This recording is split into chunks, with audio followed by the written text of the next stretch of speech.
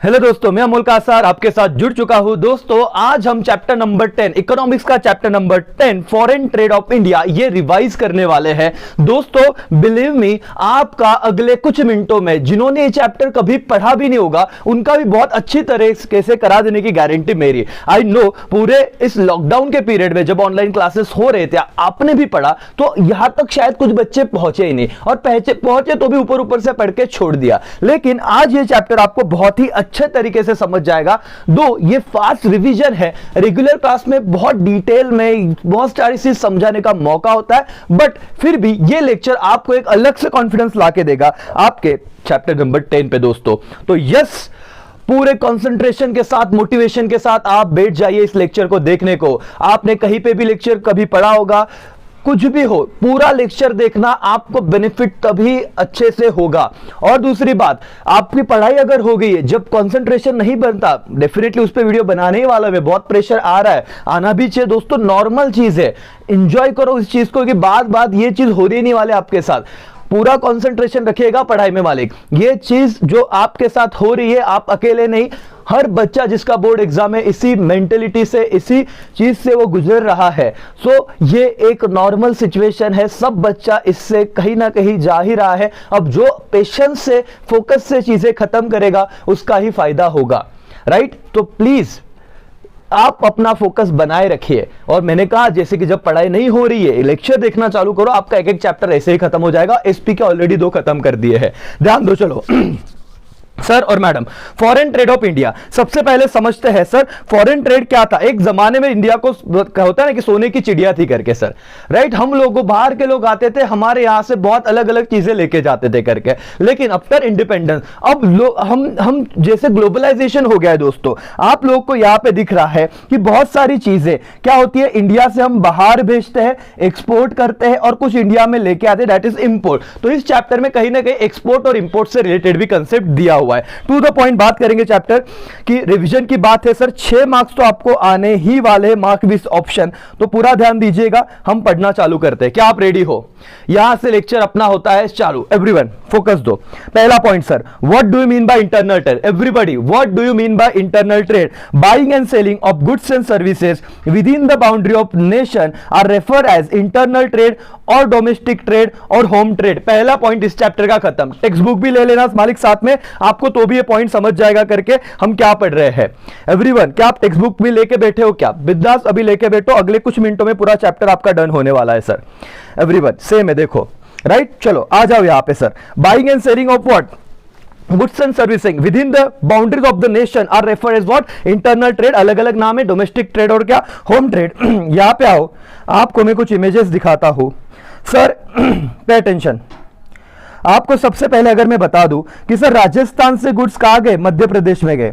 राजस्थान से goods sir Madhya Pradesh में गए, इसको मैं क्या कहूं sir? Domestic trade, home trade कह सकता हूं क्या? इंटरनल बाउंड्रीज, इंडिया में गुड्स जा रहे हैं सर। आंध्र प्रदेश से गुड्स महाराष्ट्र में आए, ये कौन सा ट्रेड रहेगा मालिक? पढ़ो यहां पे, क्या? Buying and selling goods and services within the boundary of nation. Boundaries मतलब क्या? ध्यान दो, ये आपके क्या है सर? बाउंड्रीज। समझ में आ रहा है? Pay attention. तो इसके अंदर जो ट्रेड हो रहा है उसे क्या कहेंगे sir? Internal trade. Everybody concept समझा क्या? इंटरनल ट्रेड मतलब क्या? लर्न हो गया क्या? क्या 2 मार्क्स के लिए डिफाइन या टर्म में आया? इंटरनल ट्रेड मतलब क्या? लिखते आएगा क्या? पहले मैं टाइम दे रहा हूं क्योंकि इसके बाद सब फॉरेन ट्रेड की बातें चालू होने वाली है। Everyone pay attention. Buying and selling of goods and services within the boundaries of the nation are referred as what?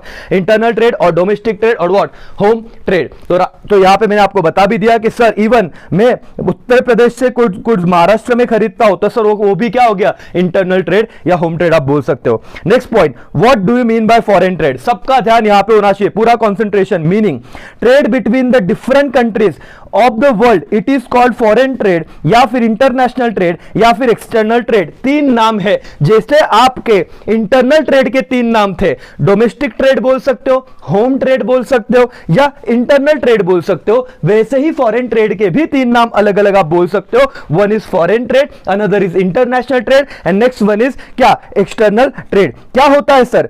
Trade between the 2 different countries. आ जाओ सर चार्ट पे। इंडिया ने सर क्या किया? इंडिया ने suppose USA से goods खरीदे या बेचे, तो इंडिया एक कंट्री हो गई, यूएसए एक कंट्री होगी। ऑस्ट्रेलिया से सर कुछ ट्रांजैक्शन किया, ट्रेड किया, तो इंडिया एक कंट्री होगी, ऑस्ट्रेलिया एक कंट्री होगी। समझ में आ रहा? तो लैंग्वेज समझो मालिक, trade between two different countries, state नहीं बोला है, two different countries of the world is called what? Foreign trade. Learn करना मेरे साथ एवरीबॉडी। फॉरेन ट्रेड मतलब क्या? मीनिंग सर टेक्स्ट बुक का पूरा डेफिनेशन लर्न करा रहा हूं कुछ ही मिनट में।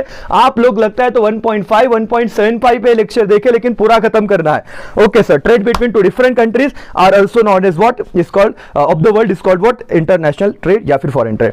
डेफिनेशन सर, डेफिनेशन दिया है किसका? Weisman and Hultman, international trade consists of transaction between resident of the different between the resident of different countries। दो अलग अलग सर, इंडिया का रेसिडेंट मैं हूं, राइट, मैंने कुछ गुड्स भेजे ऑस्ट्रेलिया के रेसिडेंट को, तो इंडिया कंट्री होगी, ऑस्ट्रेलिया कंट्री होगी, हम दो रेसिडेंट अलग अलग कंट्री के, क्या कर रहे हैं? ट्रांजेक्शन कर रहे हैं। इसका मतलब था डेफिनेशन का। Anyways, types of foreign trade पे जाते हैं। फटाफट आपका यहां पे ध्यान होना चाहिए, 2 मार्क्स का क्वेश्चन यहां से आ सकता है। इंपोर्ट ट्रेड मतलब क्या? 2 मार्क्स का सवाल है मालिक। इंपोर्ट ट्रेड मतलब क्या? Purchase of goods and services by one country from another country, it is called what? Import trade. चलो वापस एक बार मेरे साथ लर्न कर लो। Purchase of goods and services by one country from another country, it is called import trade. For example, India importing petroleum from Iraq, Kuwait, Saudi Arabia etcetera. Sir image पे आ जाओ, आपको इंडिया का map दिख रहा है? Yes और no? Just a minute, मैं आप ये सारी बातें क्लियर कर देता हूं। पहले तो आपको इंडिया का मैप दिख रहा है और यहां पे देखो सर कि बाहर के कंट्री से, सपोज यहां पे सऊदी अरेबिया से इंडिया में क्या आया? पेट्रोल आया। तो हमने जब बाहर के कंट्री से कुछ खरीदा तो उसे क्या कहेंगे? इंपोर्ट कहेंगे। और पैसा डॉलर में कहा जाएगा? इंडिया से बाहर जाएगा, क्योंकि हमने खरीदा है तो पैसा देना पड़ेगा फॉरेन करेंसी में। चलो सर, लर्न हो गया क्या? Import trade everybody, purchase of goods and services by one country from another country. Yes sir, लेकिन क्या परचेस? एक्सपोर्ट मतलब क्या? Sale of goods and services from one country to foreign country. देखो sir, sale of क्या? Goods, सिर्फ goods या services दोनों लिखना है तो दोनों लिखना है। Sale of goods and services क्या मालिक? From one country to another foreign country, it is called export trade। India exporting T, rice, jute किसको? टू चाइना, हांगकांग या बहुत सारे और भी कंट्री। ध्यान दो, अगर इंडिया ने मालिक चाइना को क्या भेजा? सेल किया कुछ चीजें, तो एक कंट्री, इंडियन कंट्री क्या कर रही? सेल कर रही गुड्स को, तो इंडिया के बाहर जा रहा है गुड्स, तो इसे क्या कहेंगे? एक्सपोर्ट। इंपोर्ट सर एकदम सिंपल था, आपको आ रहा था। एक्सपोर्ट भी एकदम सिंपल था, आ रहा था। अब जो 2 मार्क्स के लिए क्वेश्चन आ सकता है डिफिकल्ट वाला, बच्चों को लगता है, दैट इज इंट्रापोर्ट ट्रेड मतलब क्या? कौन सा ट्रेड सर? इंट्रापोर्ट ट्रेड मतलब क्या? आपको बता दूं, पहले समझ लो। मैंने क्या किया, यहां पे श्रीलंका आपको दिख रहा है क्या सर? कहां पे दिखा? बहुत छोटू सा है। हाँ, मैंने क्या किया, यहां पे मैं खड़ा हूं, श्रीलंका से गुड्स लिए और उस पे प्रोसेसिंग वगैरह करके बांग्लादेश को भेज दिया। देखो बांग्लादेश भी है, श्रीलंका से लिए बांग्लादेश को भेज दिए। वैसे मैंने क्या किया, श्रीलंका से लिया म्यांमार को भेज दिया। इंडिया में यूज नहीं किया गुड्स। ध्यान दो, अगर मैंने श्रीलंका से खरीदा और चाइना को भेज दिया, तो मैंने इंडिया में गुड्स यूज किया क्या? कुछ नहीं सर। ध्यान दो, definition purchase of goods and services, तो दोनों बातें आएंगे। गुड्स के साथ क्या आएगा? ध्यान दो, services. From one country and selling them to another country after processing. तो सर मैंने श्रीलंका से गुड्स लिए, उस पर प्रोसेसिंग किया, बांग्लादेश को भेज दिया। श्रीलंका से गुड्स लिए, प्रोसेसिंग किया, म्यांमार को भेज दिया। गुड्स लिए, प्रोसेसिंग किया, चाइना को भेज दिया। तो मैंने कुछ उसका इस्तेमाल किया क्या मेरे कंट्री में? नहीं सर, लेकिन मैं इंडिया में वो पहले ले रहा हूं, उस पर प्रोसेसिंग कर रहा हूं, दूसरे कंट्री को बेच रहा हूं। दैट इज कॉल्ड क्या sir? Entrepot trade. That is Japan importing raw material from the for making electronic goods from England and Germany etc. and selling them for better okay then after processing to various countries of the world। तो उन्होंने Japan का example लिया, आप India का भी ले सकते हो। उन्होंने कहा कि जापान अलग अलग कंट्रीज से कुछ रॉ मटेरियल लेता है जिससे इलेक्ट्रॉनिक इक्विपमेंट वो बनाता है और बाद में दूसरे कंट्री को बेच देता है। It is called what? Entrepot trade. मालिक टाइप्स ऑफ फॉरेन ट्रेड अगर क्वेश्चन आए तो लिखते आएगा क्या? इंपोर्ट, एक्सपोर्ट और क्या? इंट्रापोर्ट। बोलो मेरे साथ once again, import trade, export trade, entrepot trade. बोलो क्या? Import trade, export trade, entrepot trade. खत्म सर। इंपोर्ट में क्या होगा सर? बाहर के buying and selling of what? Goods and services. मैंने क्या किया? बाहर के कंट्री से बाय एंड सेल किया। सर एक्सपोर्ट में क्या sir? Sir buying, purchase, purchase of goods and services, buy किया, परचेस किया। एक्सपोर्ट में सेल किया, इंट्रापोर्ट में परचेस भी किया, प्रोसेसिंग किया और सेल किया। डन, खत्म। Okay, role of foreign trade, क्या क्या रोल है sir? To earn foreign exchange. सीधा आपके बुक्स पे चले जाओ फटाफट। एक्चुअली मैं ये कराना नहीं चाहता था, लेकिन आप जुड़े ही हो लेक्चर के साथ तो सारी बातें खत्म हो जाने चाहिए। पेज नंबर 93 पे आओ। To earn foreign exchange sir, क्या है सर, फटाफट देखो everybody. Foreign trade provide foreign exchange which can be use for very what productive purpose. Foreign trade in the remarkable factor in expanding market in encouraging the production of goods. बहुत detail में regular lecture में समझाया है, लेकिन sir क्या है sir, productive purpose के लिए हम पैसा यूज कर सकते हैं, that's why what to earn foreign exchange. दूसरा पॉइंट है इनकरेज इन्वेस्टमेंट। क्या सर, क्या आपने फॉरेन ट्रेड अगर किया तो आपके जो इंडिया के व्यापारी है उनको अपने बोलते हैं ना कि कौशल्य को, अपने स्किल को बाहर के कंट्री में जाकर बेचता है, और वो क्या करेंगे सर, पैसा कमाएंगे। टेक्स्ट बुक में आ जाओ सर, क्या दिया हुआ है, encourage investment. Foreign trade creates opportunity for the producer to reach beyond the domestic market. India में कब तक बेचे सर, बाहर जाना है, बाहर अपने आप को एक्सप्लोर करना है। It encourage them to produce more goods to export. It lead to increase total investment in economy. तो हम अगर बाहर जितना ज्यादा बेचेंगे उतना इंडियन इकोनॉमी में पैसा क्या होगा, बढ़ेगा। दूसरा पॉइंट खत्म। तीसरा पॉइंट क्या है sir, to lead to division of labour and specialisation. क्या, to lead division of labour and specialisation. क्या पॉइंट है मौलिक, सिंपल सी बात है कि स्किल मैन पावर हमको मिलेगा। अगर देखो क्या बता रहा हूं, they should export raw material and import finish goods from the entire from the countries which are advance in skill manpower. Thus foreign trade gives benefit to all countries of leading division of labour and specialisation. अगर मुझे कुछ electronics से related काम करने हैं तो मैं but obvious Japan side के लोगों को लेके आऊंगा जिसको ज्यादा नॉलेज है, वो उतना अच्छा प्रोडक्ट मुझे करके भेजेंगे, उतने अच्छे क्वालिटी की चीजें मुझे मिलेंगी करके। ठीक है, डिटेल में बताया था बट अब फटाफट चल रहा है। अगर रोल ऑफ फॉरेन ट्रेड आया 3 पॉइंट तो होने ही चाहिए, बोलो मेरे साथ, फटाफट बोलो। क्या, टू अर्न फॉरेन एक्सचेंज पहला रोल, टू इनकरेज इन्वेस्टमेंट तीसरा, lead to division of labour and specialisation fourth point, to optimise allocation and utilisation of resources. Simple सा है, एक बार पढ़ो। स्टेबलाइज रखना प्राइस लेवल ऑफ इकोनॉमी, मतलब सर मैंने बताया था रेगुलर लेक्चर में, एक टाइम ऐसे था इंडिया में ओनियन का प्राइस बहुत ज्यादा बढ़ने लगा, तो प्राइस को स्टेबलाइज करके हमने क्या किया, करने के लिए। अब क्या ये क्यों ऐसे होता है सर, मैं बहुत ज्यादा ट्राई कर रहा हूं कि आपको सारी चीजें समझे, प्लीज यहां पे ध्यान दो एवरीबॉडी, आपको ध्यान भटकाना नहीं है। पूरा चैप्टर अगर कम टाइम में हो रहा है तो प्लीज ध्यान दो करके। सर क्या हुआ, इंडिया में प्याज का सप्लाई कम हो गया, डिमांड बढ़ा तो प्राइस क्या होगा, बढ़ेगा। अब ये सप्लाई को मुझे बैलेंस करना था, ये प्राइस लेवल को मेंटेन करना था, जो भाव बढ़ गया था उसको लेवल पे लाना था, तो मैंने क्या किया, बाहर के कंट्री से प्याज ओनियन इंपोर्ट करवा लिए। तो समझ रहा है क्या, तो प्राइस लेवल स्टेबलाइज करने में भी इसका इंपॉर्टेंट रोल है फॉरेन ट्रेड का। To provide multiple choice of imported goods, समझ में आ रहा है कि आपके पास इंडिया का ही नहीं, अब पूरी दुनिया ओपन है, जहां से खरीदना वहां से आप इंपोर्ट कर सकते हो। To bring reputation and earn goodwill. Yes मालिक, ये कितने पॉइंट हो गए, 7 पॉइंट हो गए। चलो मेरे साथ रिवाइज करो, मेन पॉइंट तो भी हो जाने चाहिए, बाकी आप पढ़ लोगे। रोल ऑफ फॉरेन ट्रेड, ये कभी पढ़ा नहीं था, एटलीस्ट सब पढ़ रहे हो, कुछ बातें तो याद रहेंगी। क्या है सर, पहला role to earn foreign exchange, yes sir, reserve में डॉलर में पैसा कमाना है। दूसरा, इनकरेज करना है इन्वेस्टमेंट को। तीसरा, division of labour and specialisation, याद नहीं रहा तो चौथे पे आ जाओ, क्योंकि 4 मार्क्स से बड़ा क्वेश्चन नहीं आएगा, 2 मार्क्स के लिए आया तो भी अपन इतने पॉइंट लिख सकते हैं। Optimise allocation and utilisation of resources, stable price level in the economy, provide multiple choice of imported goods, बहुत सारे अलग अलग ऑप्शन है, और रेपुटेशन एंड गुडविल बढ़ाने का। कोई भी 4 पॉइंट याद रह गए, खत्म बात। स्किप करने से बेटर लर्न करो। क्या सर, स्किप करने से बेटर लर्न करो, एटलीस्ट अब इस 6 मार्क्स में से कुछ तो मार्क्स आपके पल्ले पड़ जाएंगे। आगे बढ़ते मालिक, चलो। कंपोनेंट क्या है sir, component of India foreign trade, क्या क्या कंपोनेंट है सर, क्या sorry, composition of India foreign trade, क्या क्या बातें आएंगी एवरीबॉडी। क्या, composition of India foreign trade, increase in the share of national income, gross national income के शेयर को बढ़ाना, increase in the volume and value of trade, yes sir, ज्यादा से ज्यादा वॉल्यूम में और वैल्यू में ट्रेड हो, change in the composition of export, change in the composition of import, then after oceanic trade and development of new port. ये सारी बातें यहां पे करनी होगी। I repeat, main textbook में आपको सब दिया है, लेकिन ध्यान दो, क्या सबसे पहले बेसिक बात तो समझी। क्या क्वेश्चन क्या होगा, composition of India foreign trade. Sir 6 point में से पहले 2 पॉइंट तो इंक्रीज की बात कर रहे हैं। क्या increase, increase in share of gross national income and increase in volume and value of what, trade. बोलो मेरे साथ, increase in what, share of gross national income. दूसरा पॉइंट क्या था, increase in volume and value of trade. 2 point हुए क्या, revise करो मेरे साथ, रिवाइज करो, मैं नहीं बोल रहा हूं, आप बोलते रहो। 2 पॉइंट क्या था, इंक्रीज, देन आफ्टर 2 पॉइंट क्या है, चेंज। क्या change in the composition of export and change in the composition of import. क्या 2 पॉइंट लर्न किया एवरीवन। क्वेश्चन क्या है, composition of India foreign trade, ऐसे नहीं समझता था, अब समझा क्या। 2 पॉइंट इंक्रीज के, 2 पॉइंट चेंज के, change in the composition of export, change in the composition of import. Increase क्या था, increase in the share of gross national income, increase increase in the volume क्या, value of trade. 4 point learn मालिक।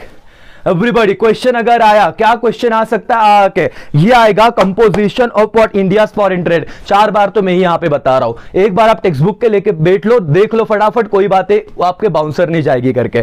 Sir last point oceanic trade and then क्या, development of new port. इतना भी याद आ गया आपके 6 पॉइंट डन।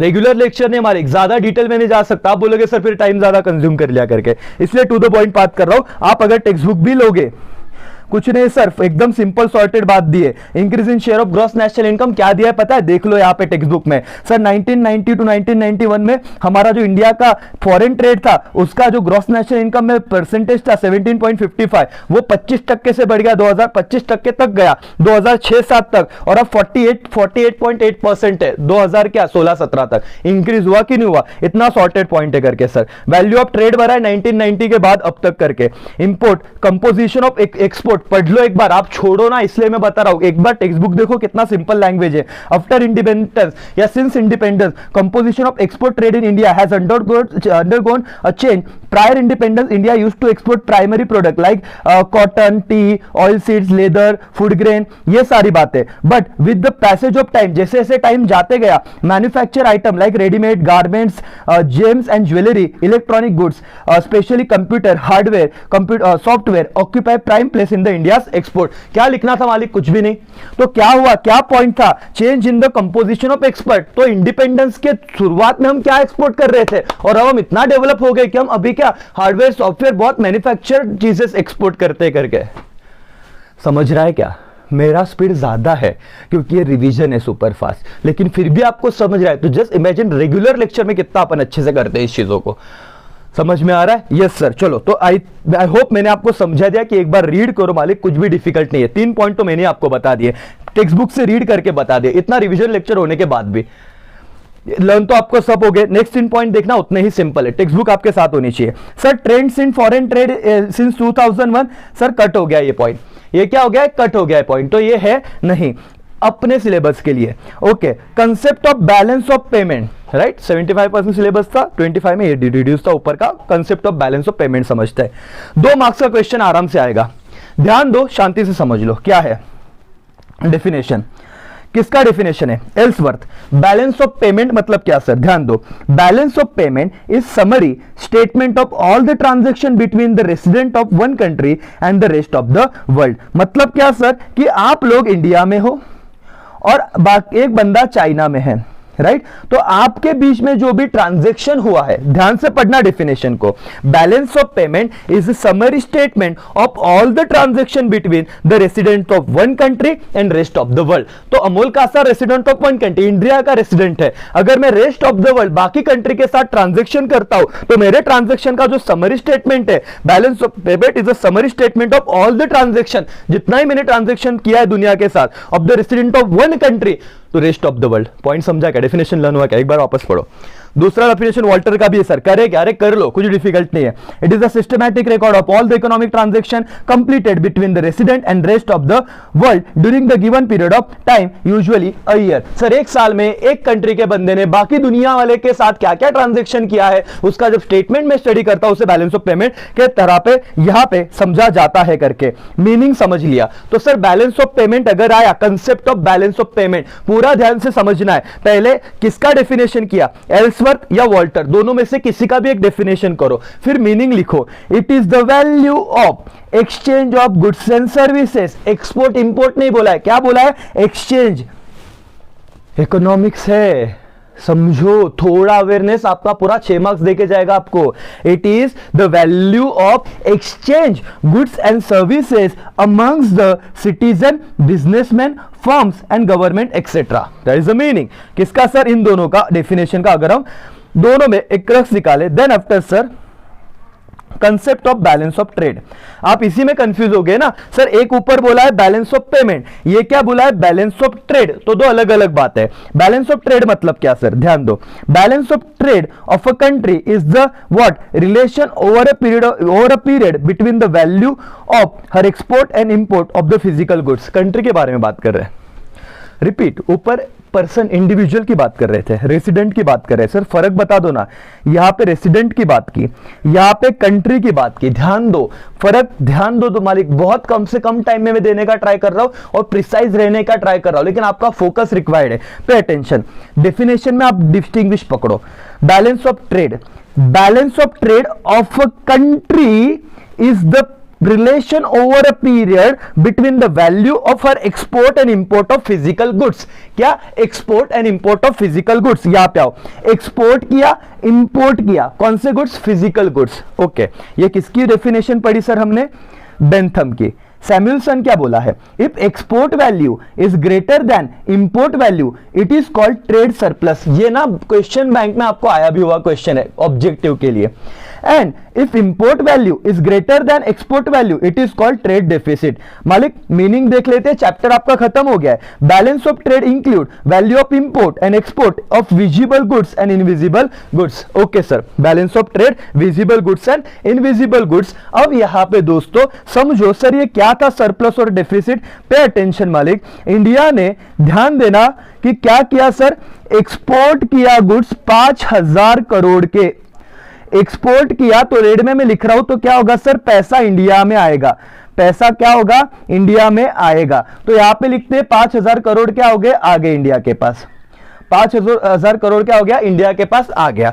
और जब मालिक मैं इंपोर्ट करूंगा, ध्यान देना मैंने क्या किया? गुड्स इंपोर्ट किया, इंपोर्ट मतलब बाहर के कंट्री से खरीदा, तो उस वक्त मुझे पैसों का फ्लो क्या होगा? रेट में देखना, बाहर की तरफ जाएगा। जब मैं एक्सपोर्ट करता हूं पैसा आता है, जब मैं इंपोर्ट करता हूं पैसा जाता है। तो इंपोर्ट कितने का किया? समझो 3000 करोड़ का, 3000 करोड़ का। तो 3000 करोड़ जो इंपोर्ट किया, जो पैसा गया है वो मैंने क्या कर दिया? ग्रीन में लिख रहा हूं, यहां पे ध्यान दो, 3000 मैंने माइनस कर दिए। तो मेरे पास सरप्लस बचेगा क्या? डेफिसिट। 5000 आया था पैसा, 3000 गया, तो ये क्या रहेगा? 2000 का सरप्लस रहेगा मालिक। तो एक्सपोर्ट का अमाउंट ज्यादा है किससे? इंपोर्ट से, तो सरप्लस। और इंपोर्ट का अमाउंट ज्यादा है एक्सपोर्ट से, तो क्या? डेफिसिट। ये डेफिनेशन लर्न हो गया सैमुअलसन का। If export value is greater than import value, export value is greater than import value, 5000 ज्यादा है 3000 से, तो उसे ट्रेड सरप्लस कहा जाएगा। और अगर इंपोर्ट वैल्यू ज्यादा है एक्सपोर्ट से, तो सर उसे डेफिसिट कहा जाएगा, ट्रेड डेफिसिट। मालिक खत्म, आपका चैप्टर डन। कुछ इंपॉर्टेंट कंसेप्ट है, जैसे concept of foreign trade and types, इसके टाइप्स जैसे कि आपने देखा इंपोर्ट, जैसे इंटरनल, एक्सटर्नल और इंटरपोर्ट करके। देन आफ्टर क्या explain the meaning and role of foreign trade, वो भी क्वेश्चन मैंने करवाया। And explain the concept of balance of payment and balance of trade. इतना आपने सिर्फ पढ़ लिया, रिवाइज कर लिया पेपर से जाने से 2 मिनट पहले, तो भी आप सब लिख पाओगे। समझ में आया क्या एवरीबॉडी? क्या आपको लेक्चर समझा? क्या वो चैप्टर जो हम छोड़ रहे थे, वो चैप्टर जिसे हम छूना नहीं चाहते थे, कुछ टाइम अगर मेरे पास होता तो हर एक बात आपको लर्न करवा देता मालिक, लेकिन टाइम का रेस्ट्रिक्शन है। आपका भी टाइम इंपॉर्टेंट है, सिर्फ मेरा पर्पस ये था कि आपको चैप्टर पे कॉन्फिडेंस आ जाए, पूरा चैप्टर एक साथ रिवाइज हो जाए। राइट, ये सारे के सारे पॉइंट मैंने आपको करवा के दिए। मैंने आपको import trade, export trade, entrepot trade बताया, तो टाइप्स में आया मीनिंग एंड टाइप, तो इतना आपका हो गया 4 में से 4 मार्क्स। आई होप आप लोगों को ये चैप्टर समझा रहेगा। दोस्तों आप क्या कर सकते हो तो अपने दोस्तों के साथ शेयर करो लेक्चर को। लाइक्स आपके हमें मोटिवेट करेंगे। राइट, आपके कुछ कमेंट्स रहेंगे, आप डेफिनेटली कर सकते हो, आपको जो हेल्प हो रही है। एंड पढ़ते रहो, टेंशन मत लो। एक चैप्टर अगर मैं कुछ मिनटों में बता सकता हूं तो पूरा इकोनॉमिक्स आप एक दिन के छुट्टी में तो कर ही सकते हो दोस्तों। बिलीव मी, खुद पे भरोसा रखो, आप कर जाओगे। ठीक है, लेकिन मुझे तो आप पे पूरा भरोसा है भाई। चलो, thank you so much, bye bye, take care, जय हिंद, जय भारत।